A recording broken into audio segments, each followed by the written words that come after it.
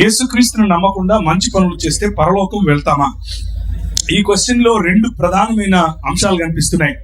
మొదటిది పరలోకం, రెండవది మంచి పనులు. పరలోకం అనంటే మతాలు, ఇంక్లూడింగ్ లోకం అనంటే ఈ ప్రపంచాన్ని, దేవుడు కలిగించిన ఈ సృష్టిని మీరు ఈ టెక్నాలజీని ఉపయోగించి ఈ సృష్టిలో ఏ సుభిక్షతనైతే తీసుకుని రావాలని ప్రయత్నం చేస్తున్నారో దాన్ని చెడు నుంచి, చీకటి నుంచి, ఇంతవరకు మీరు క్యాండిల్స్ వెలిగించి ఏదైతే చెప్పదలుచుకున్నారో చీకటిని పోగొడుతున్నాం అని, అదే దేవుడు చేస్తున్నాడు. దాన్నే పరలోక రాజ్యం అంటారు. పరలోకం కాదు, పరలోక రాజ్యం అనగా దేవుడు నివసించే స్థలం ఎలా ఉంటుందో అలా ఈ భూమిని, తన సృష్టిని చేయాలి అన్నది దేవునికి ఉన్నటువంటి కోరిక.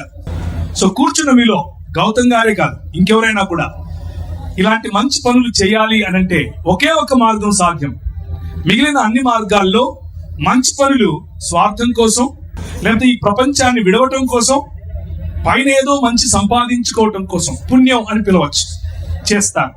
ఒకే ఒక్క మార్గం, యేసుక్రీస్తు చూపించిన ఈ మార్గం, నీ తోటి వారికి, నీ పొరుగు వాడికి దేవుని సన్నిధిని అనగా పరలోక రాజ్యాన్ని పంచి ఇచ్చే మార్గం. అందుకు మంచి పనులు కేవలం ఈ మార్గంలోనే సాధ్యం. ఆ మంచి పనుల కారణంగానే మన ఈ గోదావరి జిల్లాలో మీలాంటి ఒక ఇంజనీర్ తలుచుకున్న కారణం చేత సుభిక్షతలోనికి వచ్చాయి. మీలాంటి ఒక ఇంజనీర్ జనరల్ అయినప్పటికీ ఆయన కేవలం జనరల్ అన్న విషయాన్ని మర్చిపోయి, నా కాలి క్రింద ఇంత మంచి నీరు కొట్టుకొని పోతూ ఉంటే, దానితో పాటు ఇన్ని వేల గ్రామాలు కొట్టుకొని పోతూ ఉంటే నేను ఎలా చూస్తూ ఉండాలి అని ఆలోచించి, ఒక మంచి పని ఆలోచించి ధవళేశ్వరం దగ్గర డ్యామ్ కట్టాడు, లేకపోతే బ్యారేజ్ కట్టాడు. ఆ మంచి పని ఒకవేళ నువ్వు అనుకుంటూ ఉంటే పరలోకం వెళ్ళటానికి, దేవుని నివాస యోగ్యంగా ఈ ప్రదేశాన్ని మార్చడమే దేవుని రాజ్యముగా ప్రజలను తీర్చిదిద్దటం. ఆ పనిలోనికి నువ్వు ఒకవేళ రావాలి అని అనుకుంటే నిన్ను ఆహ్వానిస్తున్నాడు. యేసుక్రీస్తు చెప్తున్నాడు ఈరోజు సాయంకాలం, I want to take birth in you.